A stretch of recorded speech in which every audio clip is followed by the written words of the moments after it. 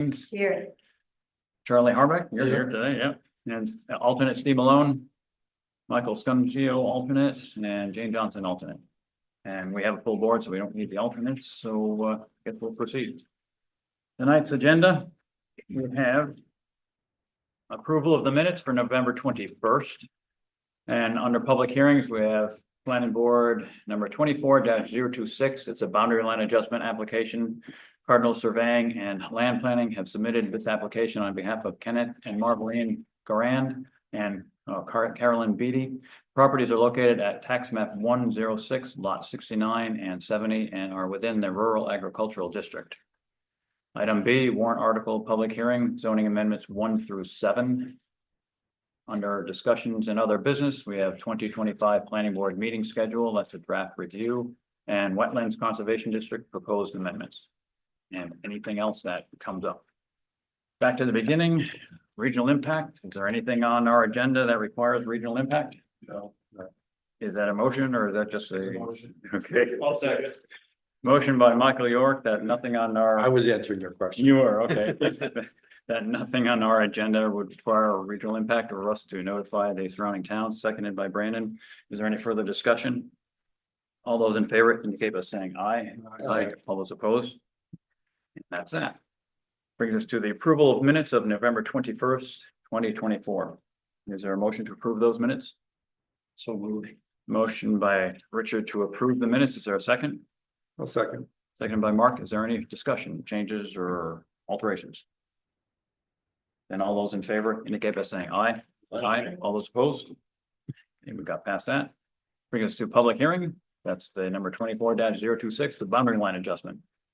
And that would be Cardinal Surveying. Now let's see what we have here. We have a drawing in our packets. I think you all have the drawing. Yeah. And we have the application in the packet as well. Which all to me looks to be in order. And they've provided everything that they've needed to on the checklist. Some things do not apply, as they've checked off on there.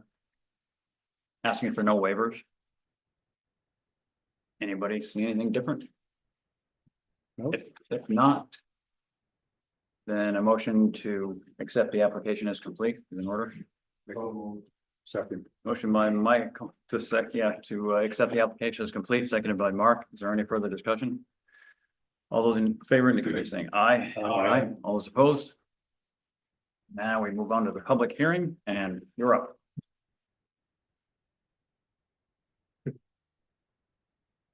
I'm volunteer from Cardinal Surveying, representing the Barons and the Bees. So this is Mount Pumpkins Drive. It's the third house in on the right.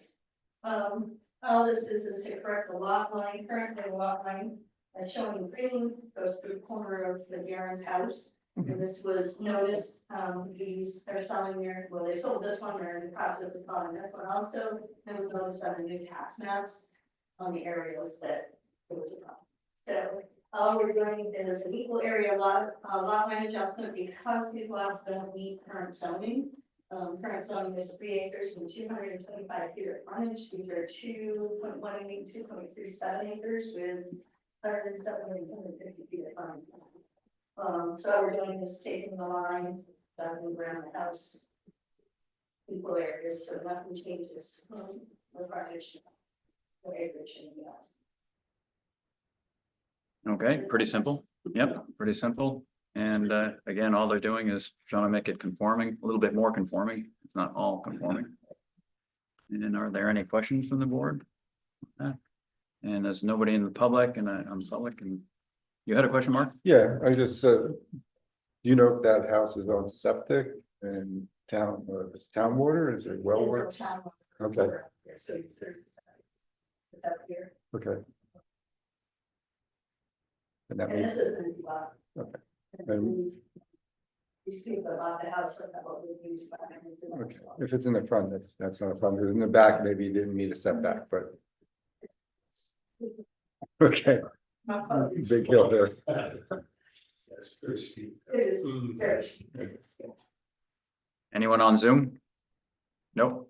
Okay, then if there are no further questions, I'll make a motion to accept the- I will close the public hearing. Public hearing closed.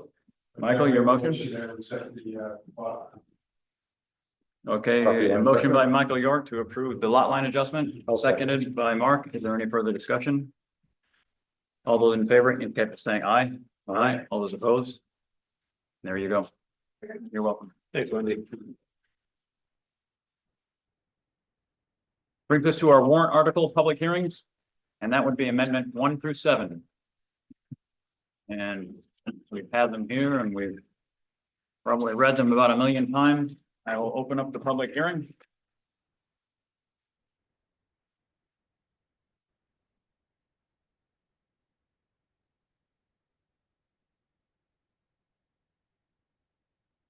Amendment number 1. Are you in favor of the adoption of amendment number 1 as proposed by the planning board to amend the Swanzey zoning ordinance as follows? And this would be to amend section 13 by amending or removing the following definitions. Again, we're crossing out corporate offices, replacing that with business offices. And the definition is buildings, building or buildings used primarily for conducting the affairs of the business, industry, or government, which may include ancillary services for office workers such as a restaurant or a coffee shop, healthcare facility, or daycare facility. At our last meeting, we decided to cross out such as a restaurant, coffee shop, healthcare facility, or daycare facility, because some of those zones don't allow that in there. So we can't really suggest that those would go in there. It'd be on a case-by-case basis. So what we had decided was to stop it right after the workers. So it read or government, which may include ancillary services for office workers, period. So So that would be, so on the final version, then everything after workers will not be there. that's right. Yeah, That's a we'd concern. figured that last time, yeah, because of some of those zones don't allow those uses in there. Oh, yeah, I think I have. a So it would version be on here confusing. Without that, yeah. So we're changing that a fair amount. So that particular amendment probably should go on our next public hearing. Yep, we can Yes. amendment number 1. Yeah, let's do that. Which one is that? Amendment number 1, and we're crossing out from, you have a copy of it there, right, Beverly, or do you have a copy? I don't know. if of it? using We're crossing the out one. right from We're not workers. using the same one. Okay. No, I don't have the same one that you do. Oh, wait a second, maybe it's in here. Yeah. Hold on a second. Yeah. I was reading the wrong one. Maybe I've got the wrong one. No, I'm sure you were right. You're going by the one in the packet, right? Yes, Yeah, that's the one he's referring, and I was Yep. not referring to that one. okay. Okay. So that's our office. Nope. No, it's not. It's that? That's the office worker. Period. He's removing office worker? No, That's the last word. that's the Oh, last that's word. the last And word. such as, starts with such as, we're crossing that out. Removing, okay. So we're giving no example, and it'll be a case by Right, case okay. basis. Yep, so we'll add that. So the next public hearing will include that. That one. With all the wetland stuff. Yep. Yeah, good. Yep. Okay, service establishment. And that definition for that, we're adding that in. That definition for that is provides a skilled service, personal labor, or expertise as opposed to providing a product or tangible commodity. We're adding retail establishment, definition of that, sales in small quantities and or direct to the consumer. And we're crossing out professional of or pertaining to, as we've got that all crossed out. We aren't gonna have that anymore as a definition. Amendment number 2. It would be section 4, article A 2B to read as follows. In addition to the aforementioned permitted uses, the following are permitted after the issuance of a special exception by the Board of Adjustment. Manufactured uses, we're crossing out corporate offices and we're adding in business offices and industrial parks, which is already there. Amendment number 3, that would be amend section 5, article A1, F, and G to read as follows. And that's under uses permitted. In the Village Business District 1, no building or premises shall be erected, altered, or used, and no land shall be used for any purpose except non-F. We're crossing out retail business establishment and we're replacing it with retail establishment. Under G, we are crossing out personal service shop or service establishment, and we're adding service establishment, or replacing it with that. It's those two. Amendment number 4. We're going to amend section 5, article B 1E F B, yeah, to read as follows, under uses permitted again. In the business district, no buildings or premises shall be erected, altered, or used, and no land shall be used for any purpose except. And when we get to item E, we're crossing out professional and business offices and replacing it with business offices. Under F, we're crossing out retail sales services and replacing it with retail establishment. And under V, we're adding service establishment. Amendment number 5. Amend section 5 of Article C, 1E, F, and J to read as follows. Uses permitted in the Village Business District 2, no building or premise shall be erected, altered, or used, and no land shall be used for any purpose except. And when we get to item E, we're crossing out professional, business, or corporate offices, replacing it with just business offices.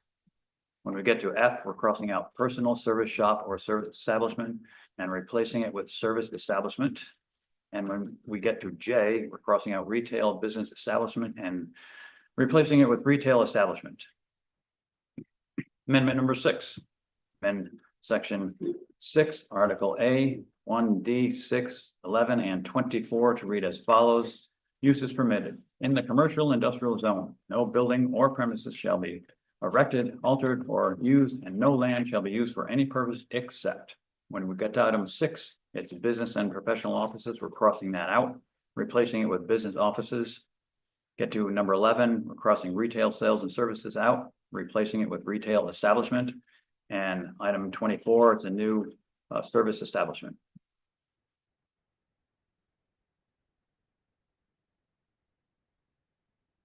I'm assuming there's no objections so far. You read them so well. I didn't give you time to object, you know, we're trying to get through here. So amendment number 7. Let's see. That's amend section 6, Article B 2C to read as follows. And we're crossing out under that category permitted uses and replacing it with uses permitted. In the industrial park district, no building or premises shall be erected, altered, or used, and no land shall be used for any purpose except. And when we get to item C, we're crossing out corporate offices and replacing it with business offices. And that would conclude our amendment up to amendment number 7. So. Anybody? Any comments? Is the public hearing open?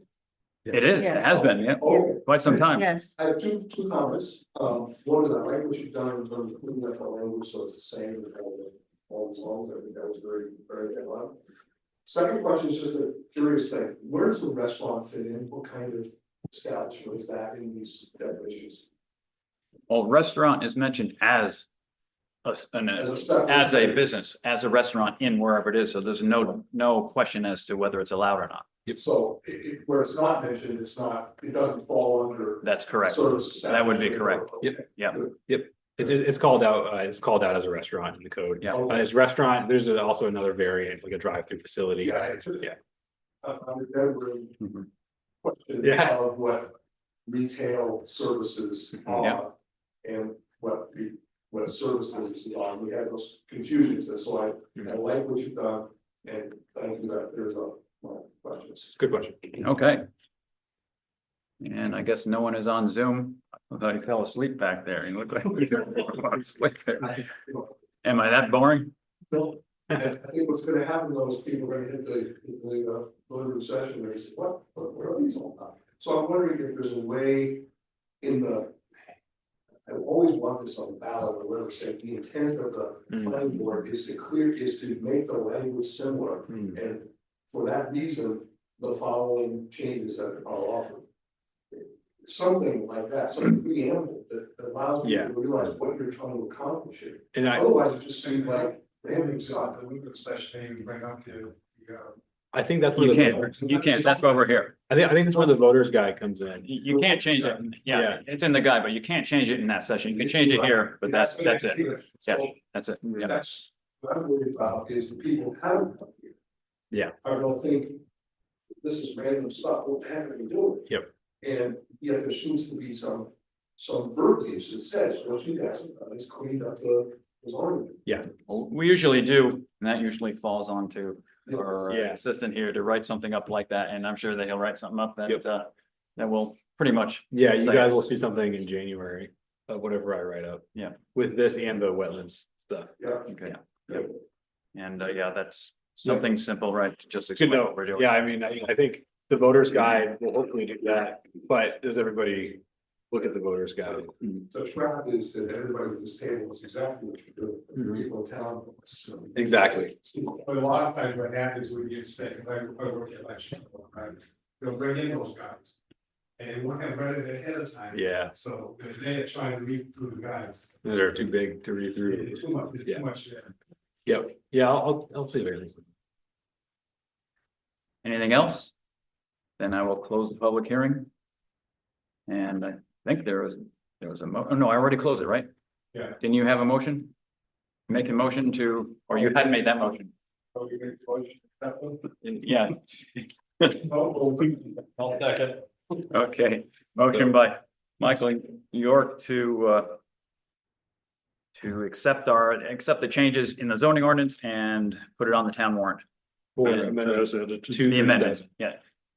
Yeah, 1 through 7, I mean, yes, 2 1 through 7. Oh, was it 2 through 7? We're Yeah, gonna that's right. read You're correct, yeah, because we're taking that number 1, bringing it, Yeah. yeah, items 2 through 7. So you. next, the first meeting in January, you guys will be seeing amendment number 1 and then amendments number 7. No, amendment number 8 through 12. 1, 8 through 12. It'll be noticed. It'll be okay. You don't worry about that. Exactly, yeah. Okay, again, that was a motion then by Michael York to move the amendments to the town warrant, seconded by Brandon. Is there any further discussion? You have something, Richard? No, Ready to say something? I'm just gonna say as edited, but Okay, we've covered that by saying Yep. one, it'll be in January. then all those in favor indicate by saying aye. All those opposed? Good, out of that. Brings us to. Well, continue on amendment, no, wait, had in here, what was it? Planning board meeting schedule, yeah, we had that before the other. We can knock it out first. if you So, want, or- yeah, let's do that, that's the schedule, it's listed, Quick. it's listed next, so we'll do that next. So we have our schedule in front of us. And runs down through the entire year. I just had one comment on it. Yes. And that's when we get down to November 13th, 2025. Mhm. I'm suggesting we turn that to November 6th, because that gives us at the last meeting in October, that'll give us 2 weeks to November 6th. Yeah, And then 2 weeks to the 20th and on. It won't be that 3-week interval. instead of doing back to back like Yeah. we're doing now, yeah. So November 6th, and when we get to December, the same thing. Instead of the 11th, we have a meeting on December 4th. That'll be the 2 week. Yes. Any other comments? No? Yes, Then we want to do that?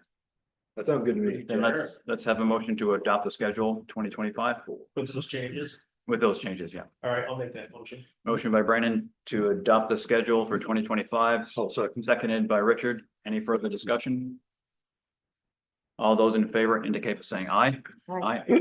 Oh, one other thing. Yep. That's gonna change the application deadlines. Yeah, I know, yeah, well, I'll You'll change take those care deadlines. Okay, we don't have to worry about that. He's got a year to figure that out. Yeah, I'll change the deadlines.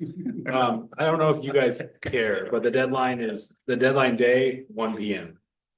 So I'm not letting them submit until 5 PM anymore, because it's, Okay, yeah. Be here all night. so I don't know if you guys care about that, but it's just No, for that- openness. No, that's, Applaud that. Yeah, Yeah. just letting you guys know. Gotta convince the zoning board. You mean, you want to meet over midnight? Yeah, okay, done that. Now we're to the Wetlands Conservation District, the proposed amendments. and please, there's a separate, the one in the packet is outdated. The additional paper that I put in front of all you guys is the updated one. So this Exactly, whole stack Yep. right here. Yep. And that single one. yep, ignore the one in the packet for 8 through So 12. what's the difference in it? There are just some In a changes, a lot of changes from Cordell and. Oh, where is it? Oh, he's already seen this? Yep. Oh, okay. Yep, Cordell and Sherry. Okay. So they provided the comments on that version. So Sherry, that's the one that we talked about on Monday. No, we can talk about them though, now. I have them listed. Okay, let's see here.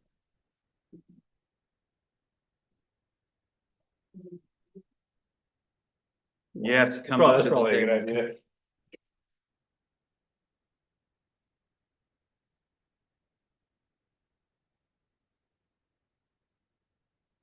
let's see, all of my notes correspond to the old set, so I don't know where the changes are. They should Where they aren't. align roughly, it's only light changes. Okay. So bringing us to amendment number 8. And that is amend section 7, article B1 to read as follows. And that would be the Swanzey Wetlands Conservation District is defined as those areas of the town consisting of wetlands and any uplands, non-wetlands within 75 feet of any wetlands for purposes of section 7. Wetlands means an area that is inundated, and that's, we're keeping that the same, right? And saturated by surface water or groundwater at a frequency and duration sufficient to support, and that under normal conditions does support, a prevalence of vegetation typically adapted for life in saturated soil conditions, or as otherwise defined by RSA 482-A:2, and as it may be amended. If a site's vegetation has been cleared, the presence of hydraulic soil or hydric soil rather, shall be evidence of a wetland. Wetlands Conservation District is sometimes referred to herein as, and we're crossing out wetlands or wetland areas and adding in the WCD. So coming up to the top again. Probably nobody knows how I feel about this one by now, but I think that 75 feet is too much of a taking of property. And the reason is because that those wetlands there, you're having somebody has buildable property. They have the property rights. They've owned that land or purchased it or whatever. And that land from 75 feet to the wetlands is now anyways, buildable property. And you're taking that from them and you're still having them pay taxes on it. And that's a right that they had and that they no longer have. And I don't think that's popular and I don't think it's fair to do that. You know, I just, State regulation 75 feet though, I would say we should go to the state regulations. but what, isn't it 75 feet though, the state regulation? I don't think it's, 75 feet for a septic system. yeah, the state is nothing. The state designates, you know, for the wetlands, but there is no 75 foot or up to 100 feet, because this could go up to 100 feet for the primary wetlands, right? I'm confused, I thought we were dialing it back from 125. That's a septic. That's something different. That's for a leach field, Okay. and the state regulates the leach field, not necessarily the septic tank, but we're regulating the septic tank as well. Thank you. But that's 75 feet. But anyways, again, yeah, the state requires no buffer like that, and that's what the town of Swansea has had Okay. forever. And I don't know that it has really hurt anything with that 75 foot setback, and I mean, non-75 foot setback in town. So, I'm sorry, but I disagree with your position on it, because when a person purchases land, they know what they're buying, Exactly. and it's a buyer beware. The state has the same principle for any challenge for tax purposes or whatever, going back. They only allow you to go back 1 year. But all I'm saying is, when a person purchases a property, it's up to that individual to know what your regulations are, and also the realtor should know and being advised of them. So I just, But how about someone who purchased a property under our current zoning regulations, where there is no 75 foot taking of the buffer zone? then it's a grandfathered. It's grandfathered, but they still can't develop it. Because that zone is there, right? Do you mean, are we saying then that, for instance, that hot topic property over on Base Hill Road there, that's by a big wetland over there? So if this passed for the voters, they would still be able to build right up to the wetland or within 5 feet or whichever? Are we saying that? Setbacks. We're saying that they can do that? Because, you know, what you're I'm saying you pass this, you can't. right, what you're grandfathering in is if the building is already there, close to it. Well, let's just for argument's purposes say so. Then what you're talking about grandfathered really doesn't work. That person has purchased that property and the rights to develop it. And if this goes through, you've taken that much of their property and pretty much put it right out the window of developing it. That's what I'm saying about buyer beware. Buyer beware, if this is passed, of course, you would know that you're purchasing a piece of property with 75, perhaps 100 foot buffer area that you can't even mow it, can't do anything in it at all. So that's why I think it's unfair. But then there's the question of, is it a benefit overall to the Yeah, protection to of the the community or something, right? Yeah, right. Yeah. Versus an individual right, And is it? and they get to a point where it gets mucky. The individual has X amount of rights, but for the betterment of the community or the wetland, if we, restricting it to 75 feet in the long run may be extremely beneficial. How do you prove that? Yeah, I'm just saying. how do you No, prove it? I know you're trying to be devil's advocate on No, it. well, because those wetlands have existed prior to our zoning in this town. And Right, they're still there now, unless they aren't there now, but they're still there now, and I'm saying. How has all these years since the 40s of non-75-foot setback harmed those wetlands? We'll say the one we're talking about again over by Base Hill Road. I think we'd have to look at a property where something's been built, right? So I don't know if this is a case or not, but I actually, in my travels today, went down Base Hill Road and there's a paving business there. Yeah, And it looks to me like there's some wetlands down the hill and that paving business is right up against it. Now, I don't know if that paving business harmed that wetland or not, but it might, but that's my point. Yeah. We don't know. Yeah. I mean, we're taking somebody's land without even being able to prove it rather, sorry. I think part of this has to do with evolution. Because we're a lot more built out than we used to be. And there was a time when, we had bigger lots and just more space and, less infill development and whatnot.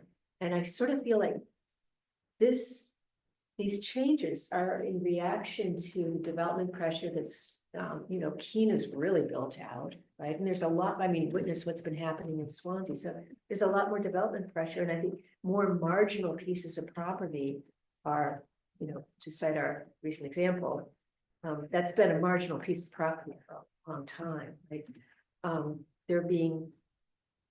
We're being asked to review applications for development on those kinds of properties. So I think I just feel like land use in Swansea is evolving. Just because there's a lot more people living in town than used to. It used to be, yeah, we could say, sure, There is. do whatever you want. But the population's still the same within reason anyway. It Well, grows. it depends how big a window. it's coming up. No, it's all its life, right? it's So not you've quite, but seen- it's in, property is, the when you were a population kid, is there rising were slowly. 2,000 people probably, or 3,000 people. Yeah, could be, I don't know, but I know it, And now it's like. it's still rising up there. 75. But, that's, But we have a lot, where we used to have like these village nodes of development, when you were a kid. Now it's like spread out more over the entire town. There's just more pressure to use the land that we have. So our wetlands are more threatened by virtue of that greater development pressure. That's how I feel. yeah, I think how do we undo?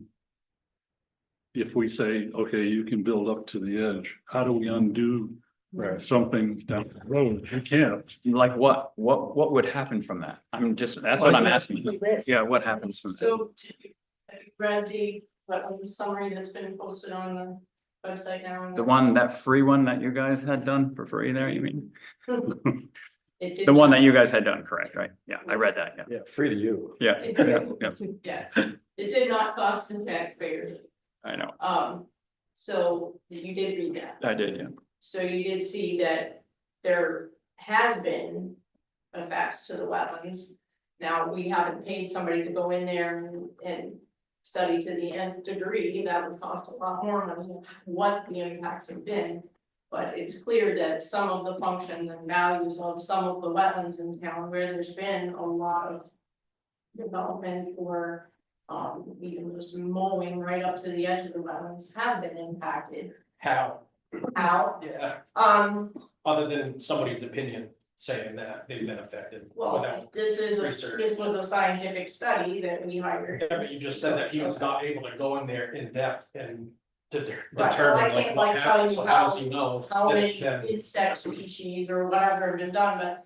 For overall trends, we know that the numbers of turtles, the numbers of salamanders, the numbers of frogs.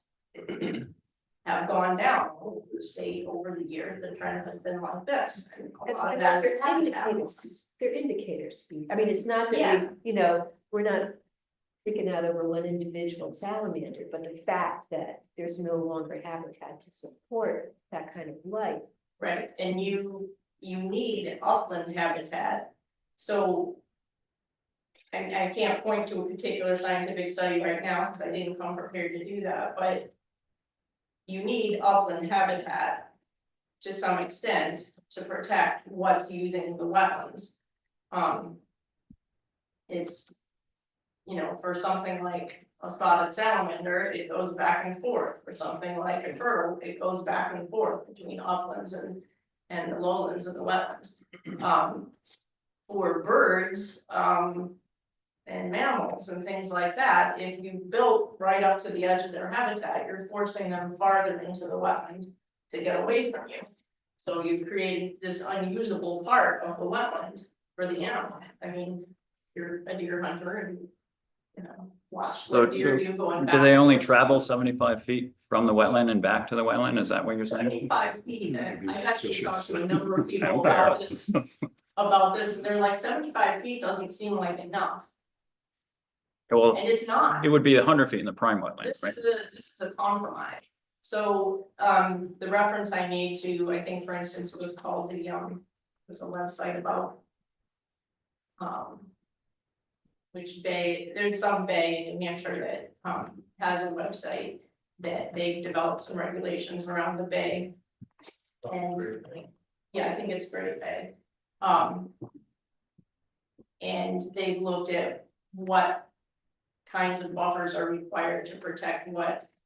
And just like I had mentioned at the last meeting, just having a 30-foot buffer is enough to protect it temperature wise. So if you think about that all-purpose storage that exists now on Base Hill Road, where there's pavement basically within a few feet of the wetland. You think about a hot summer day and you think about a big rainstorm and all that pavement and all that roof that's had all that time to heat up in the 99-degree sun or whatever it is that day, and then you've got a big thunderstorm that's washing all that hot water down into the wetland. What is that doing? If you've got a brook there, that's affecting your fish eggs, it's affecting your insect eggs, that could be affecting your turtle eggs, whatever else is there. For how long? That's hot water. But for how long? You get nighttime, you have radiational cooling at night. I mean, it's not going to affect it for the rest of the summer. Yeah, it might affect it during that rainstorm. Yes, so these are the effects that build up over time that damage. But the that temperature goes back down at population. night, Okay, but in the meantime, something's probably been shocked and it's. probably, or could be. Jay, Sure, it's right, there's some concerns, biological concerns, but there also might be concerns for runoff and erosion control. If the building is close to the wetland, then there's less opportunity for runoff to percolate into the soil, which may carry some soil material into the wetland and make the wetlands border change and actually decreases its value as a stormwater management absorption of water. There are other values to this besides that. Let's talk about the value of the wetland as a recreational space. You have to get to the wetland to enjoy it. So having some space around it allows there to be access to it. You also have to be able to enjoy it without being absolutely in the middle of it. So again, you have to be able to walk around the edges. I don't know if there's a scientific reason why 75 feet works. It seems to be an appropriate number. It may not be appropriate in all cases, but certainly for some of the well-established water that we have in Swanzey, water areas. We're not talking about every little puddle that's out there. It may be a very important figure, and maybe there needs to be more study, but the concept of protecting those waterways is really important. And it's a conflict, as you point out, between the property owners' rights and the community's rights to enjoy and benefit from the values those wetlands provide. That's, Mark, So, my concern is the aquifers. I mean, that's not the only, but that's the primary concern, Mhm. because once something gets into the water, it's hard to get it out, right? So, an example is, where I lived in New Jersey, there was a storage area who had barrels of leftover, whatever, from World War II, who was on a cement slab in a building, totally forgotten about. The slab cracked in a couple places, the barrels rotted, and the stuff leached into the water. It wasn't discovered until people were complaining half a mile away that they would cook their macaroni and it comes out blue. And they're like, well, why is this happening? Because the water looked clear. It was the chemical reaction that made it change. Well, it was Agent Orange. These people was in their water. Their well water. We have a lot of people on well water here. We have a lot of people over the years, who knows what they've done on their property, what they stored where, whatever. By setting a precedent like this, starts to address that type of action, it makes people more aware. And that's my concern, and that's a real story. yeah, I'm sure Yeah. that it is, but it doesn't sound like that 75-foot radius would have helped that any. Well, it might have helped Those people further than 75 feet away were affected by it. because it got into the water. Right, but I'm Right. saying, So you're saying the Getting 75 foot is there to. Getting into protect the wetlands aquifer. makes it a lot easier to, make its way Mhm. into the aquifers. It Not it has lawful. been studied that the bigger the buffer that you have, it's a filter. It's picking up runoff, it's picking up chemicals, it's picking up sediment. It's helping to filter whatever's running off of the property, whether it's. Which it shouldn't be, if the planning board does their job properly, there should be nothing extra running off that property. We look at drainage. If it's a commercial development, but if it's a homeowner, right? Then, You're talking about pesticides or or anything. whatever, Yeah. people keep on their. Fertilizer. I mean, it might happen on a smaller scale. Yeah. But it's So still. the other it's still day I there. drove by, I think it's Arlington paving this there on Base Hill Road near the all-purpose storage. And they had backed a whole bunch of dump trucks up to the edge of the wetland that were parked, and they had lifted the dump bodies. And it was like they were letting them get washed by the rain into the wetland. I don't know what was in those dump truck bodies.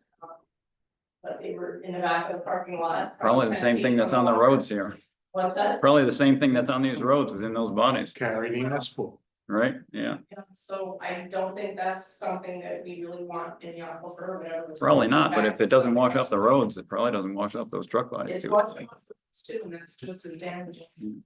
So, I mean, you look at, We have that issue at Wilson Pond. That's because in New Hampshire, we have to have black roads, we cannot have. Nobody wants to slow down long enough not to have, salt and all. That's what we have.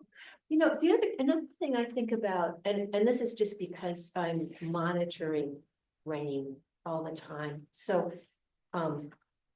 Just because I've got livestock and pastures and whatnot, and. Wetlands, the nature of our weather is changing. And so what I've been experiencing, say in the last 10 years or so, yeah, last summer was dry, but when we have these rain events, they're huge, okay? And suddenly, like I'm always looking at the South Bridge, probably are too, we got an inch of rain in this last event at Honeyhill, okay? I've got my little rain gauge out there. And granted, it's this time of year and the ground is a little more impervious, but these big flooded areas fill up really quickly now, okay? Because we do have a lot more surface area that's developed. And so in a way, we'd almost be protecting property owners to force them to not develop right up to the edge of their wetlands, because the wetlands are sponges, that's where they store the water. And if we're getting, 4, 5, 6 inches of rain in one event, which we have been doing the last few years, stuff needs a place to go, and those things fill up quickly. But not consistently, So we'll have some years where it will look, according to the soils and the plants and whatnot, it'll look like the edge is in one place. But then suddenly we get these huge rain, you know, we got 1,000-year rain events, which we see. And ground has to absorb that water. But we're not talking about eliminating the wetlands at all. No, Keeping them the but- same way they are. But so protecting property, you know, if this is a way to discourage development very close to the edge of wetlands, then in a sense, we're protecting that people who are doing that development. Guess by that- not- 100-foot building or 50-foot building or whatever, but I mean, what is that really gonna protect? Well, I mean- the building is right up next to the wetland, and that soil all of a sudden becomes super saturated. Not if the engineers did their work properly. If they've tested the soil and the soil is no good for building, then they aren't gonna build on it. That's the whole idea of that, what we see in the planning board here too. But yeah, let's, we've kicked this thing around enough. So how about 10 feet? See, what we have to try to find the balance, the need to protect the wetlands. I agree, you gotta protect it, but we also gotta protect people's property rights. And remember, in our Constitution, both state and the United States, it talks about individual property rights. It doesn't talk about community rights at all. Those are something we made up, and it's a good idea, you know, community rights, but it's not really entrenched in. So if these people have to pay taxes on land they're not allowed to use, is that fair? Well, you can get dispensation with current use. You don't have to pay taxes on your wetlands. Right, You do pay taxes on them, you just don't pay. it's very little, like $25 a You year. gotta or say something. that footage right there out of the wetland, so they're. You certainly can do that, yeah, you're in your current use application. State to do that, because they don't say that.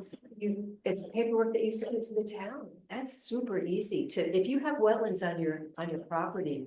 You should not, you can enter them into current use, and you should not be paying full. Well, you gotta have 10 acres. No, not for wetlands, as far as, unless things have changed. I don't have. So I don't have Yeah, this. I don't either, but what's the minute, you don't know what the minimum is on that? I don't have any wetlands. And years ago, when I was, you know, doing that paperwork for the town, there wasn't a minimum for wetlands. But, you know, we should double check, right? Yeah, but we should check and see if that Should check. setback, whatever the number we come up with, is considered part of the wetlands. Mhm. And if the state allows, you're saying because of the state school tax and States. everything, yeah. Well, and again, bringing it back to the state, they require no setback there this is for the entire state. They certainly control the wetlands and with their wetlands bureau and all of that, you know, their dredge and fill permits and all that type of stuff. You want to do anything by a wetland, you got to go to that state. But they I don't. think there's a 10-foot setback anyway, between one property and the next. One property, and you mean our setbacks for the town, that's 20 feet, 20-foot setback from the border, you know, from someone else's property, that's 20 feet there. Yeah. Yeah, but I'm just talking about someone has a wetland, not necessarily a property line, but just a wetland on their property. That's what we're talking about, 75 feet from that into their property. Just a And- quick, I'm so sorry to interrupt. Go ahead. Just a quick for qualified land for current use, a tract of unimproved wetland of any size can be entered into current use. So Thank you. Yes.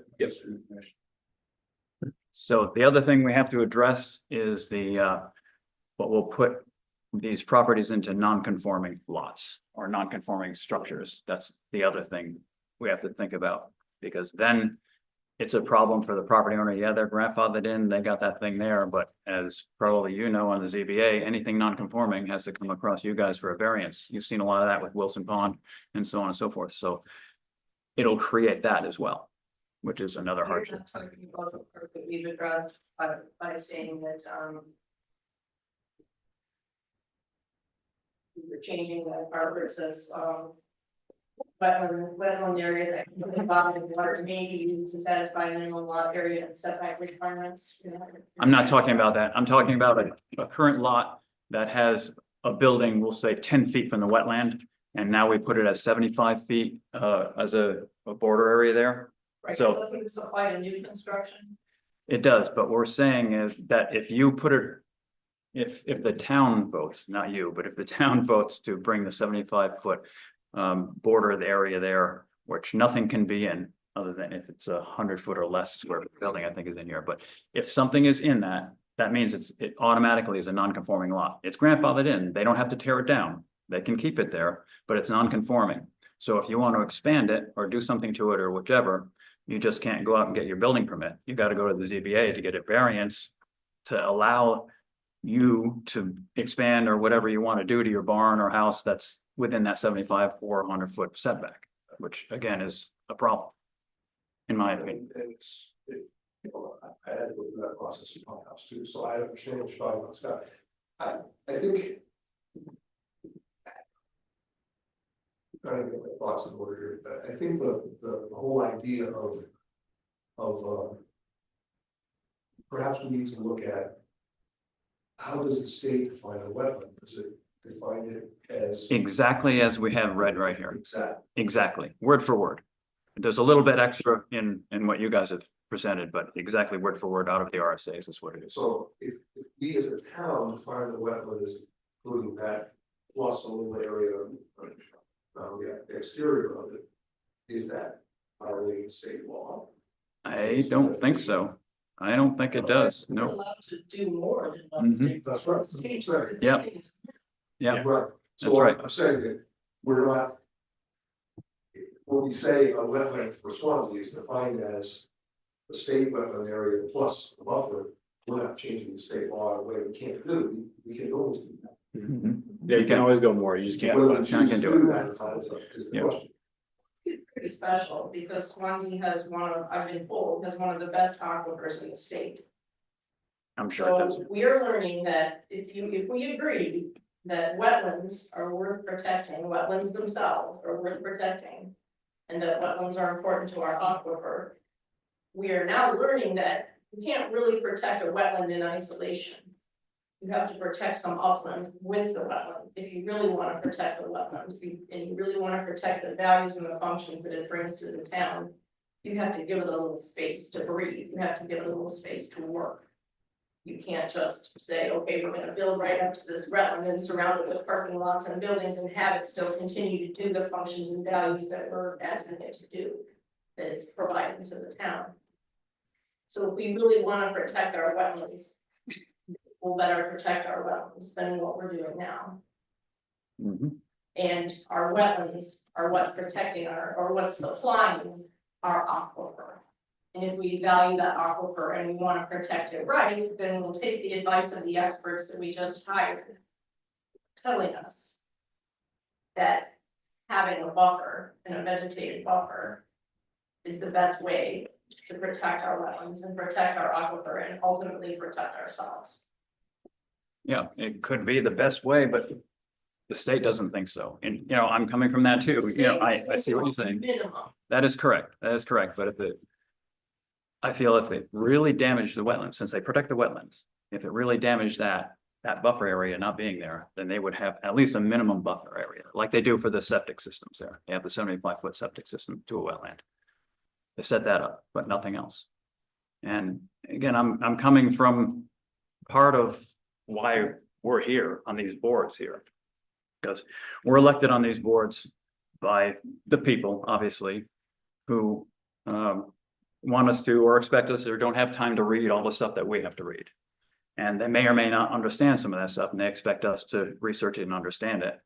And then they also expect us, when we vote on it, to vote with their best interest in mind. And again, as you know where I'm coming from, I don't think it's their best interest in mind to take some of that property, so I'm still of that opinion. It's a tension, it really is, it's.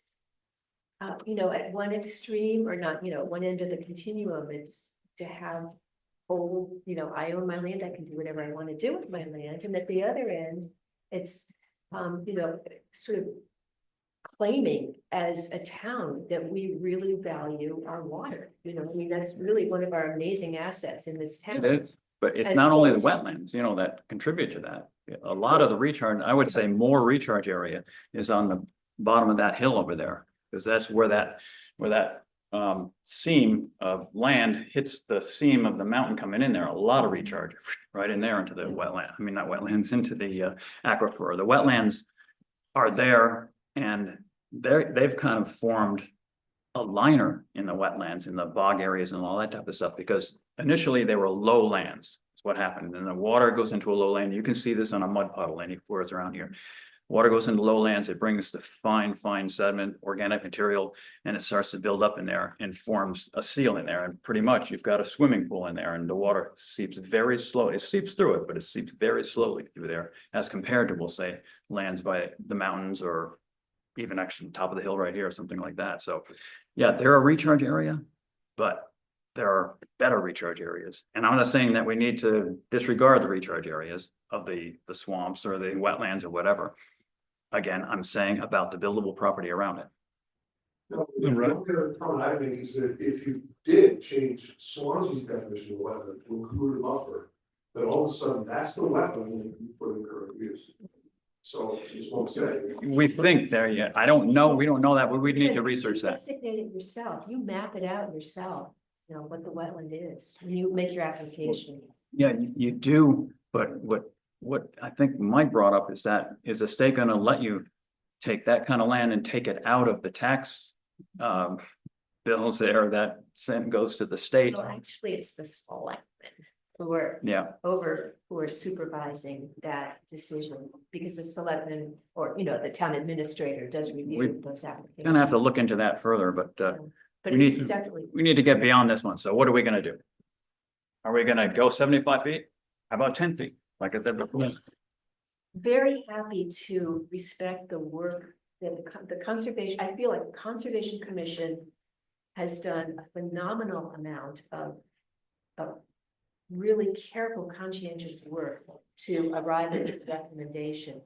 And I didn't have to do that work, so I'm very happy about that. But I'm very grateful to you guys for having done that work and done the research and worked with experts and authorities in this area, and researched other towns. I feel like you've got a really solid justification for what you've arrived at, and I feel like you're bringing this expertise to us, and I want to endorse it, because this is the best information we've ever gotten on this topic before. So You're talking about that study. the study and the conclusions and the recommendations that follow from it. So I just really respect what you've done, and I appreciate it, and I wanted, you say we should do this, I think we should do this. Yeah, and we're not saying that they didn't put a lot of work into it and that they firmly believe what they're doing there, and they did do a lot of work. And I understand also that it's a compromise number too. You made that clear to us, that I think you would have happily asked for a bigger number. Well, because didn't that you number justify come, it, didn't it but- come from Fitzwilliams? Don't they have 75 feet? We. Would to look at what would Yeah, be. But a lot of this came from Fitzwilliams ordinance, I think. Yeah. Said he thought it was a good example of a tiered ordinance that. We're that pretty gave familiar. More protection to the top Yeah. 10% of wetlands in town, and then a baseline of good protection to the rest of them. Mhm. Again, it's a figure taken out of thin air. Really. Yeah, Actually, it's we could have really- asked for more, and as I was mentioning, the study that they did where they came up with the information for Great Bay was 98 feet. Was the spot, sort of sweet spot that protected most of the functions and values of the wetland. 300 feet was what protected the most upland wildlife habitat associated with the wetland. So if you really wanted to protect your wildlife, it was 300 feet. So we felt like this was a pretty good compromise and not lifting this out of the air. And think about the shoreline protection zones, Mhm. 50 foot, 150 foot. Yep. Those are all there for a reason. But at least they're set by the state. I mean, at least the state said that. State read is on what the state law is anyway, is necessarily on the cutting edge. Yeah, That No. makes sense, given what could be, is could be involved in not. making But decisions. at I'm the just, state I'm just level. saying, yeah, you brought up the shoreline protection, and yeah, that is in state RSA's, so everybody goes by that. But this one isn't. So what are we doing? We voting on something? Is somebody gonna make a motion? We gotta move this along. We got other stuff to do here. You wanna make that motion? Yes, What is your motion? my motion is that the planning board accept the recommendation of the Conservation Commission to recommend to the voters this amendment to Amendment number. How about just stick to the 75-foot buffer? I have another thing to add into this thing, or not add into it, just Okay. discuss with it. Okay. So you're talking about, you recommend that we keep the 75-foot buffer. That we accept the Conservation Commission's recommendation of a 75-foot buffer To wetlands. to wetlands. Need a second? Second. Second by Mark. Okay. Nobody. All those in favor indicate by saying aye. Oh, sorry, any discussion, but we've discussed it all. Okay, Hold so on a second. Who did the second? Was it? it was Mark? Mark. Mark. did Mark, the second. okay, thank you. So all those in favor indicate by saying aye. All right. I think we need. So yeah, bring your hands because we know we're gonna get it close over. We have one, oh, you aren't voting. You aren't seated, so, oh, no, you are, I'm sorry, you are, yeah, sorry, go ahead, vote. I'm confused here, okay, we got one, right, 1, 2, 3, 4, and all those, 4, and all those opposed. That might be me, 2, 3. 3, so the motion carries. So the next thing I had on that, and it was just a small thing at the bottom of that paragraph. We're talking about, it says, if a site's vegetation has been cleared, the presence of hydric soil shall be evidence of a wetland. And I just wanted to add in there, the presence of hydric soil as determined by a certified soil scientist shall be evidence of a wetland. That's probably implied, but it probably should be said that that's how you're going to determine that that soil indicates a wetland. So Do you think that, I mean, number 2, I think it gives that. it does, yeah, we have it in there. We have it in there further down, right? I mean, you know, you're talking about how a wetlands is determined on amendment number 9, correct? But we're still on number 1. And it just says, we're talking about if a site's vegetation has been cleared, the presence of hydric soil shall be evidence of a wetland. So the property owner is going to say, that's not hydric soil right there. And you guys are going to go on there and say, yeah, that's hydric soil right there. So you need to have it in there that as determined by whom. And who determines that would be a soil scientist. Because they dig down their 18 inches or whichever and determine what the soils are and say whether it's a wetland or not. So that would allow this, this section to stand on its own, basically, is what you're saying. You wouldn't have to refer to the following section Well- to where it describes. Well, you could move that to the other section there, but it's just, if that statement wasn't there, we wouldn't need that. But you're saying that if somebody cut it all down, saying that, no, that's not a wetland, and the Conservation Commission just says that, yes, that is a wetland, who's going to determine it? You guys or the property owner? Yeah, I had something in here earlier that we might cut out for the sake of brevity. You might, but it should be where it's needed. This is where it's needed. Yeah. It needs to be something put back that says that you go to a soil scientist. So parentheses as determined by, are they licensed? Professional soil scientists. Yeah, professional soil Professional scientist. soil Yeah, scientists, Professional soil Yeah. scientists. be right after hydric soils there. right. Or, got it. I've got it in here too. Okay, as determined by that. Okay. That was the only other change I had on that. So. Let's see, with the 2 amendments of 75 feet and the amendments of as determined by a certified soil scientist or however we worded it, any other changes to that amendment number 1? I mean, number 8. If not, we need a motion to move amendment number 8 to our public hearing, our warrant article public hearing, which would be the January something or other. I'll make that motion to move. Okay. January 9th. January Okay, 9th. motion by Mark to move amendment number 8 As modified. with, with the modifications to our meeting on January 9th. Okay, it was right there, yeah, 9th, January 9th. All right, that'll be our public hearing for these articles. You second that? Yes. Okay, seconded by Richard. Is there any further discussion? All those in favor indicate by saying aye. Aye, all those opposed? Okay, amendment number 9. See, here we are. This is add section 7, article B2, read as follows. And this is determining the wetlands. Okay, it says wetlands include but are not limited to any freshwater wetland, which includes marshes, swamps, bogs, and wooded bottomlands. Determinations of the boundaries between wetlands and uplands shall be made in accordance with the methods. And it says outlines, should say outlined, right? Outlined. Skipping. Yeah. Yeah. Oh, Oh, I must have the wrong one. There are two of Yeah, them. We sorry, gotta, Scott, I you know. gotta not do that. I mean, Well, I mean, it was changed. It was changed after we afterwards, took it out, so, but yeah, yeah. so, or at least just let me know what's changed. So let me get back to this. Let me just read it to see what the difference is here. Oh, I'll just read that one.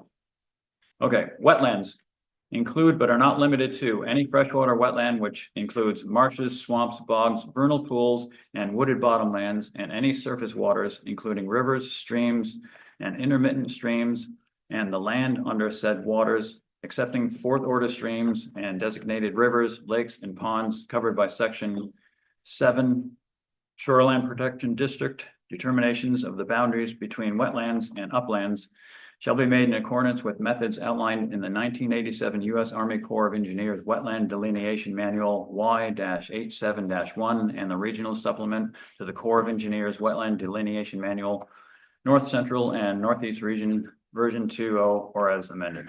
There. Have you ever seen that, what they're talking about? I'm tired. Have you ever seen that manual, what they're talking about there? Take a look at it online sometime. That's. No. Is it scary? Not really, no, it's not scary, but it really is very technical as to how they determine these things. It's not scary. So anyways, that's a big one right there. So let's see, That's gonna slow down the voting process, huh? just reading that is gonna slow it down, yeah. So They get prepared to yell at. discussion on that. Any discussion on that? I'm touching it. Okay. Yeah. So let's keep that one in mind because we can have a motion to do most of the rest of them there. We had a motion on every single one, but if there's not much discussion on that, then we can just continue on to the next ones. Want to do that? So. Or discussion on everyone? Next one. Amendment number 10. This is amend section 7, article D to read as follows: uses permitted. Uses permitted in the Wetlands Conservation District, provided that all required permits have been obtained, are as follows. See, so we're crossing out water impoundments to the extent that wildlife considerations will allow and construction of wells for water supply. We're taking that whole thing away and we're adding in construction of wells for water supply or man-made ponds as permitted by New Hampshire Department of Environmental Services. We're crossing off item number 2, which is a drainage ways, streams, creeks, or other paths of normal runoff water. And we're adding in a new number 2, which is wildlife habitat development and management. And I did have an addition on that on my, and it might be somewhere else because I don't know what else is in there, but I had in that one under the management, including fences, because Mark, you brought up that the city of Keene is looking to put a fence near the runway. Mhm. And isn't that wetland somewhere over there? It is wetlands. It'll be in the, so. So it'll be the one. So if they can't, if we don't have fences in there, then they gotta go to those guys to get a variance, to put that fence up there. So you guys are looking at that. Are you in favor of them putting that fence up or no? That you could just randomly put a fence across the wetland. I think you should need to go get permission or a variance or whatever it requires to do that because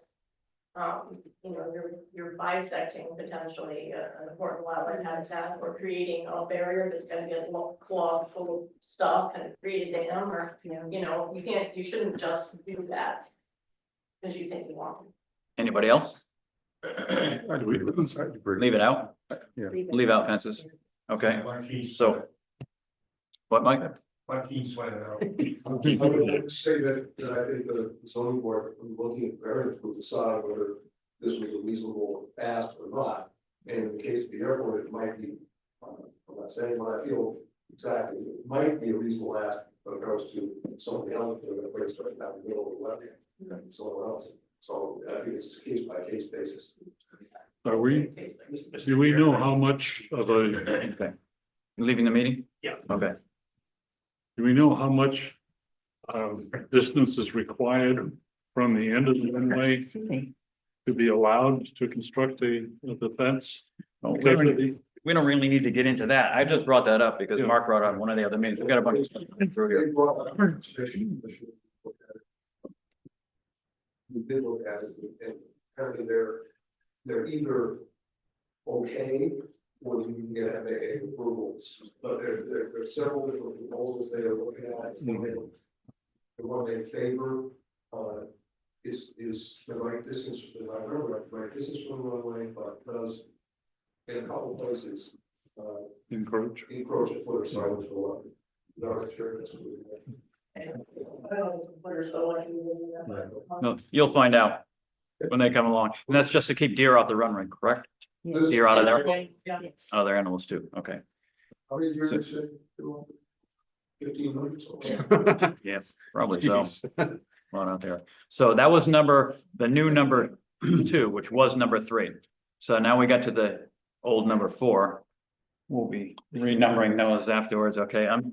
Well, no, they're numbered correctly. Okay, you got it? It just looks weird. It looks Okay, crazy. Yeah. so that's a new number 3, the wildlife habitat. Yep. Okay, No, So- sorry, that's the new That's number the new new 2. number 2, The okay. next one's the new number 3. Next one's the new number 3. Okay, I see, you got it, number 3 there. I have Yep. to cross it out like that. I'm just, all right, let me just get to my copy here. It's like the bouncing ball.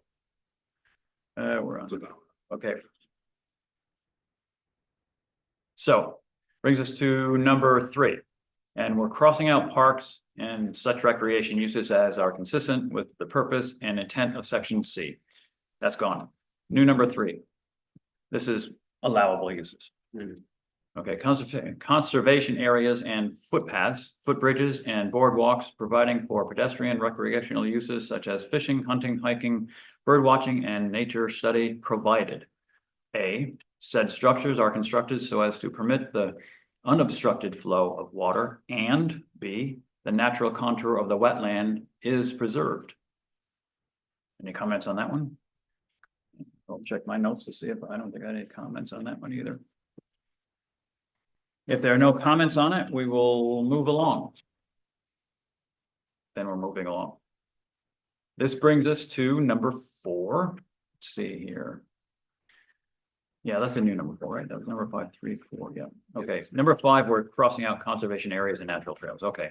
New number 4, open spaces as permitted by subdivision regulations and other sections of the ordinance. Okay, number 6, old number 6 was forestry and tree farming in wetlands. That's crossed out as a use.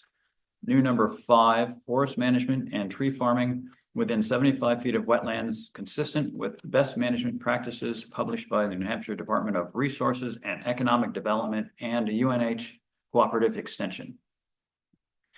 Let's see, so old number 8, agriculture in wetlands, crossed out. New number 6, agriculture within 75 feet of wetlands, where it does not impair the function and values of the adjacent wetlands, consistent with the best management practices published by the New Hampshire Department of Agriculture, Markets and Food. That's a new one. So that's within that 75-foot buffer, right? Yeah. You're talking about agricultural uses. Okay. Any discussion on that one? I Number really like 7. the best management practices, but is that always gonna be the entity that's gonna be issuing those best management practices? I don't know. I don't know That's a how good that question, works. actually. That would be, if we're tying it Yeah. as by the appropriate state agency or whatever, if there would be a more vague way, we could. Whoever's in charge of issuing those best management practices. It's a good note. Could you just put the state of New Hampshire instead of the department or?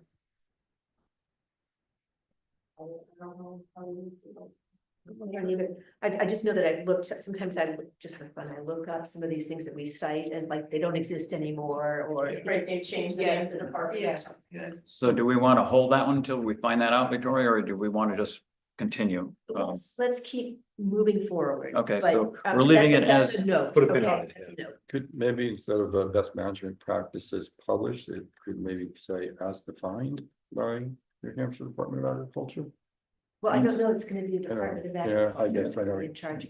Okay, let's leave it like that then. It's Leave it close like enough that. because Keep- we know what we Yeah. mean anyways, If, right? if we come up with something. Our lawyer thought it was okay. What's that? Cordell thought it was okay, All right then. but it's still a good note. I agree with point. 7 is way down there. So we're crossing out old number 9, which was the construction or reconstruction of fences, footbridges, catwalks, wharfs, and structures that enhance the site as wildlife habitat provided. And Friday, again, these are all crossed out.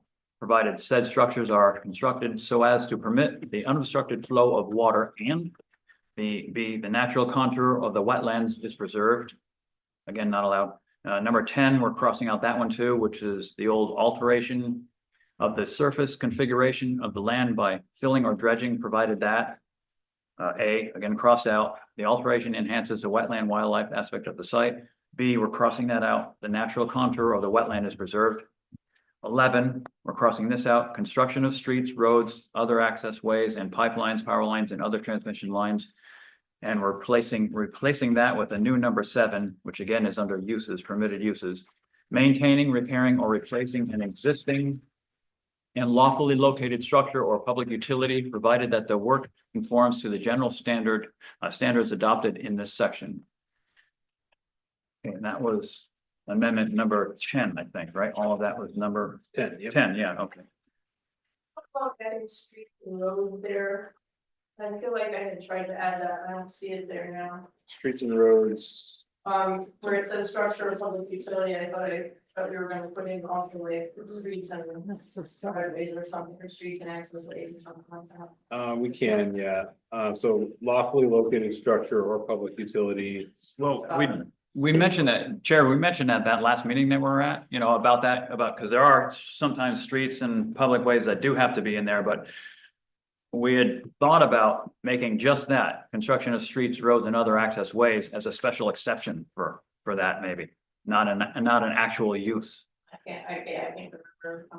Do you want to do that?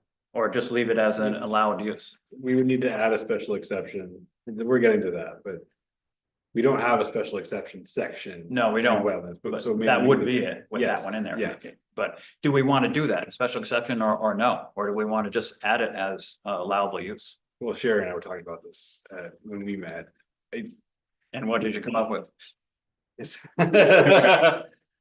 So I don't know if special exception is the way to go. A special exception implies that it's permitted with an extra layer of protection, essentially. These things wouldn't be permitted. They would, if you wanted to do it, you would need to get a variance. And I don't think a variance is necessarily a bad way to go if you want to do this. I just wanted to wait for your input. So Leave it out. Because a variance, those guys would be looking at it. they would be and looking at it. Conservation Commission would be at the meeting and all that business. When it comes to wetlands, I think variance, it adds that extra layer of review that you guys, I think, want. Yeah, Well, yeah, we look at, does it satisfy the basic idea of Exactly. of the ordinance? And so that means that the ordinance is basically protecting the wetlands. Does this Right. use damage the wetlands or? Well, yeah, well, there's a more criteria than that you use though, right? the So- good thing about a variance is that they need a hardship. And if somebody has a hardship, they should be Yeah. able to get a variance. But one of the things is, does it satisfy the main idea? Oh, yeah. Yeah, if you're missing one, then the thing's out. Yeah, so what I'm saying is that if the basic idea is to protect the wetlands. Yeah. Then you look at it and say, this is too minimal harm. Yeah. So, well, I don't know how you guys feel Well, about that. if we back up a step though, I think this right here, we're just talking about existing. That you're permitted to fix existing things. Yeah, So if your driveway's existing, but it got washed out and you need to fix it. Are we allowing people to just fix it? yeah, that was already, we went over that. Yeah, that's already allowed, correct? Unless we didn't get Yeah, to it. because that's why, yeah, I think. Oh, I see what you're saying. This is for maintaining, repairing or replacing existing things. In that, Instead of saying public utility, could we just say public? No, public infrastructure wouldn't cover private driveways, so. I just wanted to add, and I think we had added like streets and access ways or something like that. Can we do public/private infrastructure? But that, you think that would cover it? It would, but it also might widen it. I don't know if that widens it too much. I don't think that- mind which words you use, I just wanna make sure that's covered, and it should be covered there. So public utility roadways. Comma roadways I mean, you're really talking about access, or access ways. So Access public ways. utilities or access ways.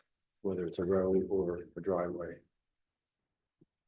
Be careful, it doesn't sound like public. It's part of Yeah, modifying public. access ways. Might be private access. yeah. About, So- when lawfully located structure, street, or access way to a public utility. Oh, it's gonna be loud. So lawfully located structure, streets, Public streets. public streets. Access ways. Do we have to say public though, I guess, Lawfully located streets, structure, maybe not street, maybe structure, road or We, access way. we had it before, yeah, we had it before, streets, roads and other access ways. Before, and we're crossing that out, we had that in there. yeah, there was something with the, I think that's acceptable. For me. Yeah, I think that's, so lawfully located structure, streets, access ways. Or public utilities. Okay, yeah, Or The one and that's been public crossed utilities. out. No, it's Close to it, but yeah. 11 was crossed out, I know, it's very tough to read. so you're using that same wording, Where? that's the one. that's number 11. Under 11. Oh, I see what you're saying. 11 Construction of was crossed streets, out. roads and other access ways. Okay, it's already in there. The same word, wording, right? It is. I think it is, Yeah. but It is. is that what you have down there? It's But already- we left yeah. roads out, but yeah, it could be Yeah. streets, roads. We need streets and roads, what's the difference? The same thing. Yeah, so maybe just streets and access ways. Fix these minutes. You'll be up all night. No, I'm not, he's gonna fix them. All right, are we on to 11? Streets, roads. Sorry. Wait, Construction of streets, road, because yeah, this language was already cropped. It was already 11. we had it in there as, Crossed it out. it always has been allowed in there. But we're adding, Construction of streets, road. And pipelines, power lines, and other transmission lines needs to remain crossed I out. think yeah, because that's covered under utilities. We have public utility in there, right? Yeah, That's covered under that. good lord. But we're still talking about maintaining, not construction. That's correct, yeah. Okay. Utilities.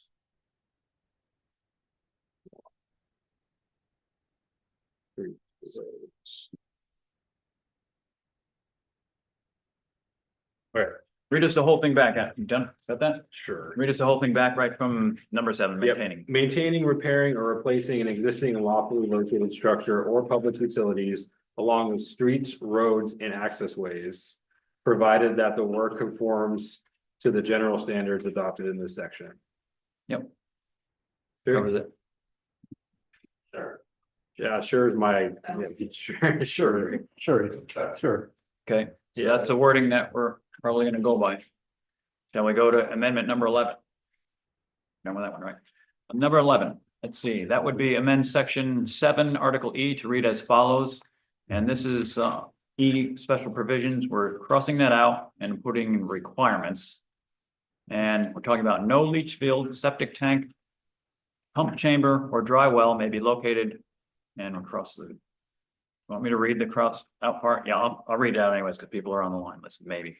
No leach field, septic tank, pump chamber, or dry well may be located, and we're crossing this part out, closer than 125 feet to any designated wetland. And then we're adding in. It'll read, this is confusing, no leach field, septic tank, pump chamber, or dry well may be located within 75 feet of wetlands. Expansion of an existing system to accommodate additional loading shall be considered new construction. In instances of septic failure certified by the town of Swanzey health officer, and we're crossing this out, 125 foot, and replacing with 75 foot requirement is waived if a licensed septic designer certifies to the health officer that a crossed out 125 foot added 75 foot setback is not possible. In that event, system can be replaced to state specifications. Good with that? Yeah. Right? Yeah. Okay, good with that. Number 2. Wetland areas excluding bodies of water, we just added that in there, will not, we're crossing that out, it says may be used to satisfy minimum lot area and setback requirements. We're crossing out and may not be used when applying a residential density factor, and we're adding in provided that 75% of the minimum required lot size is contiguous, non-wetland, and that the contiguous non-wetland area is sufficient in size and configuration to adequately accommodate all required utilities, such as wellhead and sewage disposal for on-site septic tanks and leach fields. So let's see.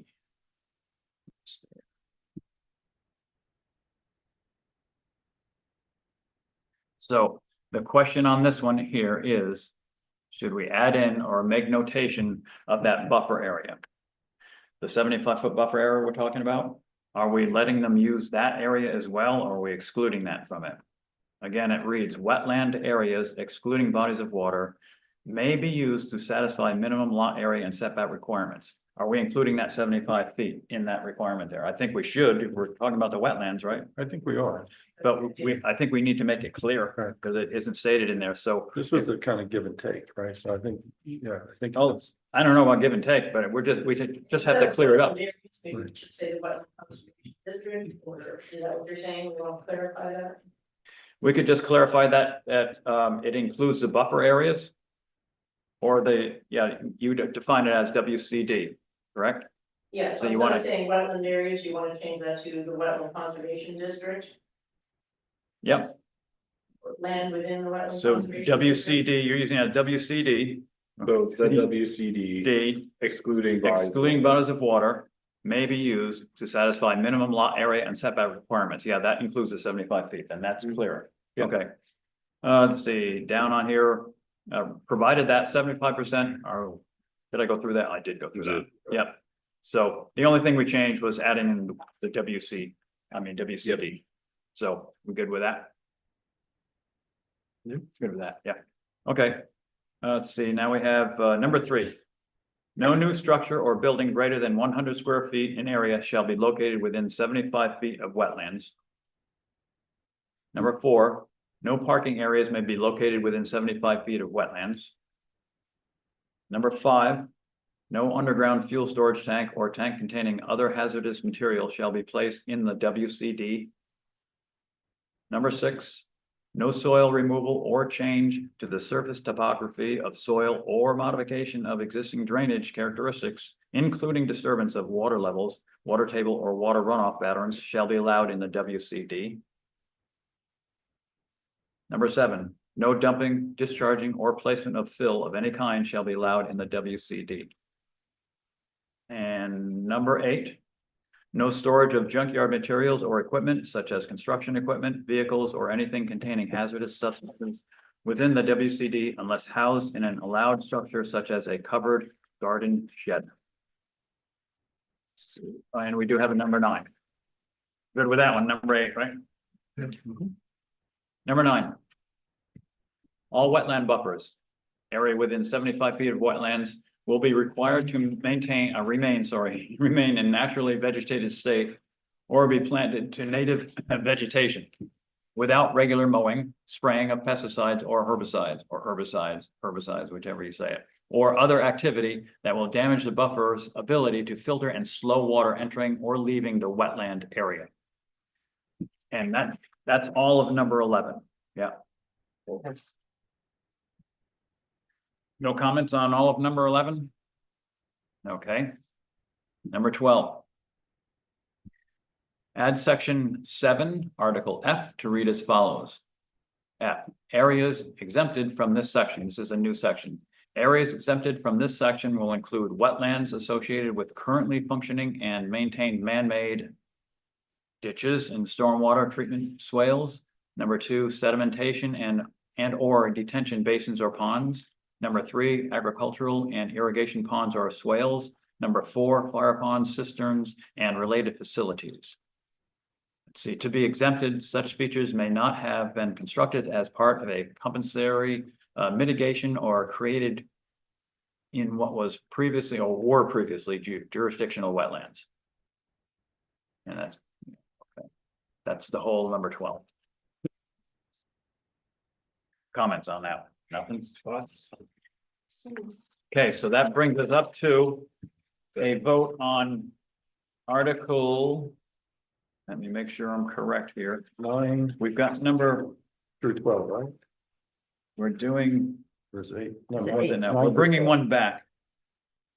We did 8. I We're think. bringing the first one that we read back. Was it? And that was our amendment number 8, correct? Wait. That's coming back, is it? 8 we approved. Yeah, and actually, I think we were only bringing one back from the previous set.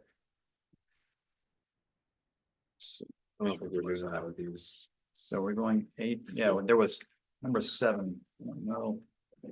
messed up here. It was number one, it was very top of the, Okay, it was, yeah, it Yeah. was, Such as a restaurant or coffee shop. That was Dropping that. yeah, okay, that's the one. we're so right. nothing in this one here. Yep. Okay, so we are going on the full. 8, yeah, because we voted on number 8 on the changes in number 8. We added something in number 8. Right, so we did already vote on that one. So we're going through number 9, the 9, 10. 11 and 12 in their entirety. And I do have a couple of discussion topics from Sherry that we talked about in our meeting. Just before we vote on it, just to read the group here. There is an option to kind of make it, we brought up the fact that you could get a variance to any of these sections, like you can with anywhere else in the code. Yeah. However, there is nothing in the code that explains the variance process. Do we want something in the ordinance? Do we want a section in the ordinance that says the variance process is? Like, if you don't align with any of these ordinances, you can apply for a variance if you meet these criteria. Or do we just want to leave it? Isn't this ordinance contained within our zoning ordinance? Yeah, but our zoning ordinance, it doesn't have a section called variances. I thought it did. It I'm pretty sure it does. It's in the goes back. into time limits. Towards the end, there's a. It's in the there's a back of section where it. Talks about That's what I said. variances and. Yeah. Special exceptions. And Even even if, the termination of variances and special exceptions, time limits, special exceptions. Isn't that the purview of the ZBA? it is, And they have But- criteria that is handed to them by the state that they have to. well, we're all governed by those RSAs, right? They're in the RSAs as to what their criteria is. In need of doing anything special. Well, we've probably got enough wording in here that we don't need to add anymore, but it's Yeah. always a good idea to have it in the zoning about the special exceptions and variances, just for somebody reading through it, but I'm pretty certain it's in here. 878, 78, you got it? I think, Okay. that's what you're looking for. I don't know for sure. Let's find out. There was a reason. There's a reason, I just forget what the reason was. That's not it. And it might, if you do Yeah. that section Yep. that talks about it, it might even be good to put a little something referring to that section, say if you. Bump up against this So- section. Section. Richard's got it here on page Oh. 78. For the definition. Yeah, it's under a definition, right? Yeah. Yeah, variance. An act tells the Board of Adjustment, yeah, the terms and regulation will not be contrary to the public interest where. Owing to a special conditions, a literal enforcement of the provisions of the regulations will result in unnecessary hardship.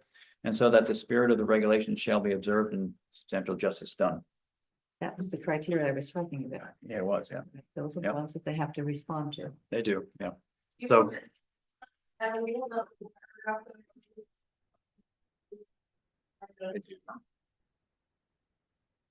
It's mainly seeing if we want to add anything to the wetlands. District, so any person planning to perform an activity or conduct work within the WCD that is not permitted by this ordinance.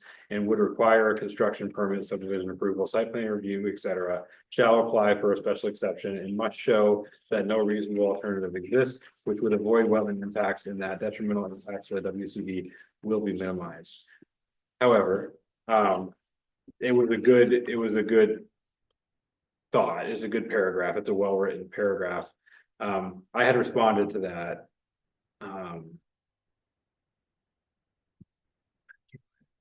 My response to that was essentially if it's not permitted, then a special exception isn't the avenue, a variance is the avenue. Yeah. So Yeah, it Agree with you. didn't matter which one. we were it was going still back a to good, the yeah, first it's, so you could replace special exception in that paragraph. Yeah. With variance, but where will we, the question is, where do we fit it? I mean, yeah, I think under 9 Yeah. was our thought.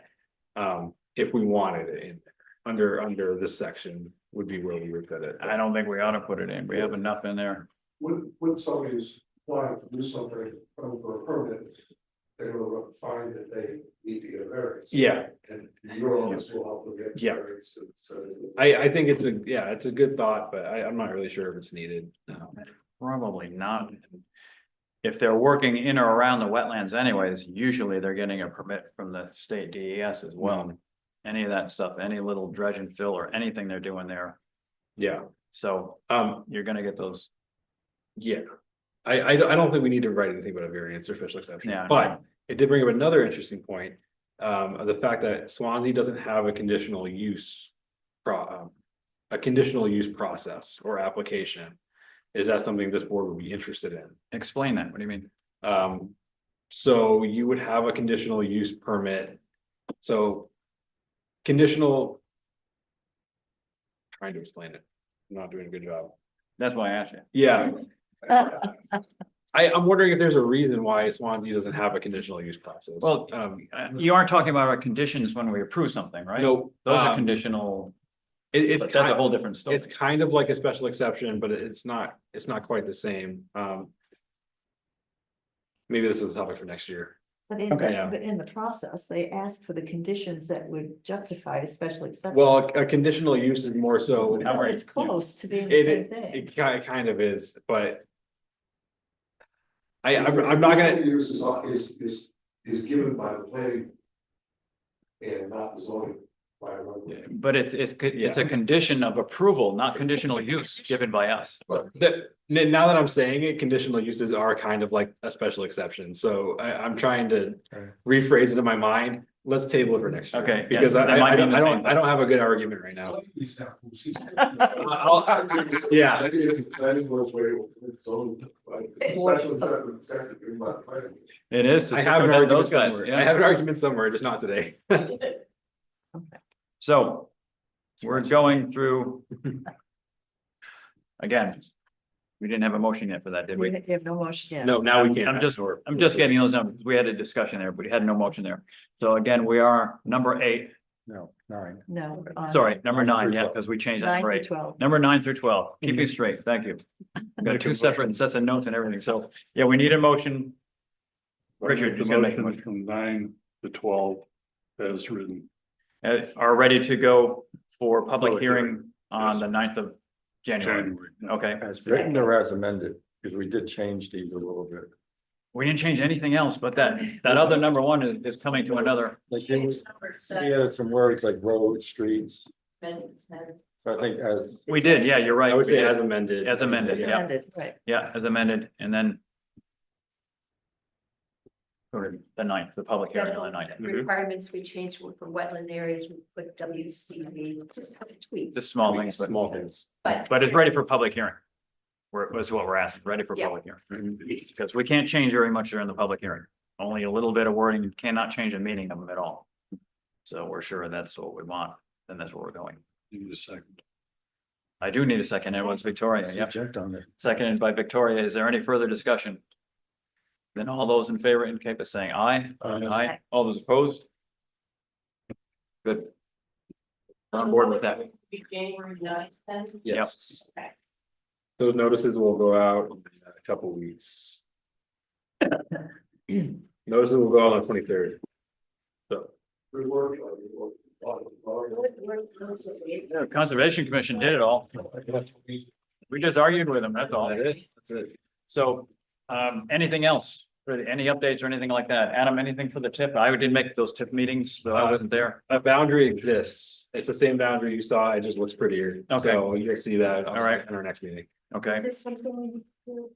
that was, I think you must have Oh, brought that God, up because, I'm going crazy over here. Public hearing boundary line adjustments.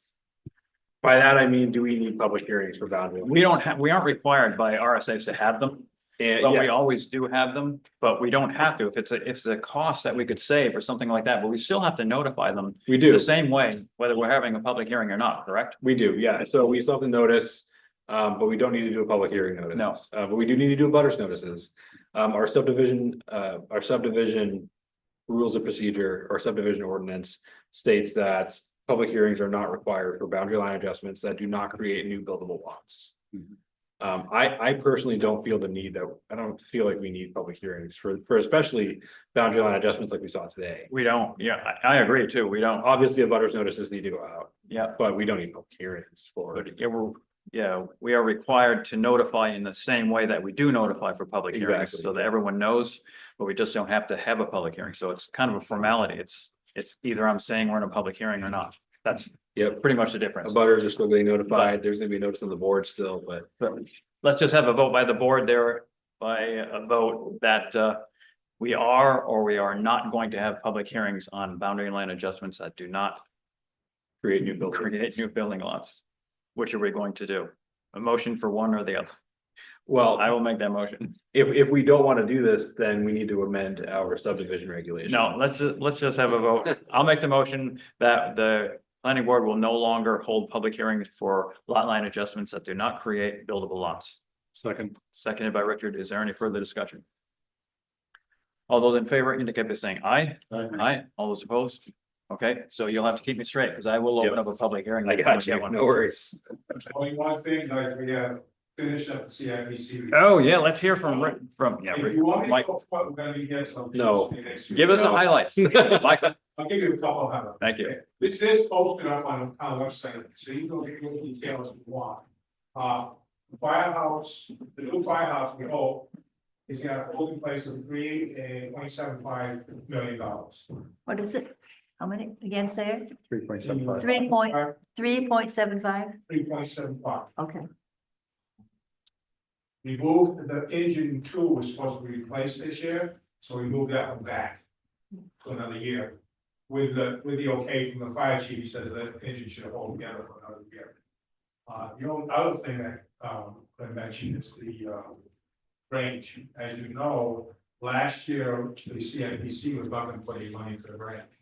But somebody got up in the middle of the delivery and raised $110,000 for the ranch. What we did this year, we put a $75,000 contribution, but the Grange people have to raise $75,000 and we will match that 75,000. It has to be for the foundation. They did raise a grant of $20,000, but the windows and stuff, but we're telling them, you can't do the windows until the foundation is secure, because you're just wasting money. So how does that work? If it's appropriated and they don't come up with their money, where does that go? Matching funds, But- they don't come up with the money, they don't get it. But isn't it set? I mean, isn't the budget set and you're gonna raise a certain amount of dollars, the town votes on it and those dollars are included in that? So- But what happens to it? I mean, you know, things sitting in an account will, things, It's not sure it goes to general fund. yeah, that's right. And it goes somewhere else. We'll invest it. Yeah. But the building is owned by the town anyway, so he can probably sit there and do months. Until we get rid of the building. But they also, it's a complete match. It's not like they raise 50, they get 50. Right. They have to raise 75. It probably should go into their fund that says they don't get it out until they get the 75 and then it'd be spent on that building. Oh, well, good one. Okay. That is the way it is. Jay, do you have anything on the fire department there? I haven't been to your meetings either, so. We haven't had any meetings, Scott, and the reason is we're waiting for DW to get back Yep. to some cost estimate. And they said the 18th, and it's not the 18th yet, it's not a week or so. Okay. But we're hoping that they will go quicker. Katie's been sending out things that were sent to you as well. Yeah, I saw those. Details that I have no idea about the expertise, whether this material or that material should be used. And she's basically telling me whatever's cheapest, whatever's cheapest. She's been doing a good job there. And I've been waiting to see if anybody would try to zero on that, but nobody of the five of us, the two firefighters, you and me and Jeff haven't chimed in. So we're just waiting. And Good. I'm hoping that maybe something will happen by Monday, but we'll see. Great. And I haven't called him, Michael Bradley, has to return my call all week, but I've asked him. I'll email him. I've asked him, where those videos are they ready to go on the YouTube channel, are they ready for us, because right now, the only member of our committee who's posting anything on Facebook is Bob DeRoche. He's not posting anything positive, so Well, there you have it. that's just right. It's supposed to be positive about. Anyway, I'm not gonna get into that, Yeah. I'm just saying, I'm allowed to select the meeting, once I hear. It may be time for us to anticipate, because it's coming out, and then ask everyone on the committee to start posting positive feedback on April 2nd. Okay, I'm waiting here for one. great. Thanks for the I update. talked Alan at this meeting about some other things that are. Briefly. Briefly. Okay. Anybody have anything else? You got a new map coming for your check now. It's already done. I got it. I can pull it up right now if we want to, but I can't show it to everybody. No, Yeah, we'll wait. we'll look at it at the Yeah. next meeting there, You saw the outfit. Yeah. Friday or Thursday, and maybe next Thursday. Thursday, 3 o'clock, Yeah. tentatively. I like to shine in on. So this is my last. Oh, meeting Beverly, here, that's so I just right. wanna say thanks, Oh. God. You are the best minute taker that any of these meetings that I've been on the board for a long time. Thank you, I know, we've been together for a long Yeah. time, when Glenn Page was. Oh, yeah, yeah. Chair. Well, I'm gonna add it until I get a. Oh, boy. I'll help out, I may be here occasionally to help out, I told, Michael that I would do that, but they are advertising for a new minute taker. Yeah, but can't fill your shoes. Our You were really, Thank- really thank you. good. Thank you, Scott. They're gonna be Appreciate so it. bad from now on. Richard. Make a motion. to- Oh, Richard makes a motion to adjourn. I'll second it. Hey, seconded by Charlie. Is there any further discussion? All those in favor indicate by saying aye.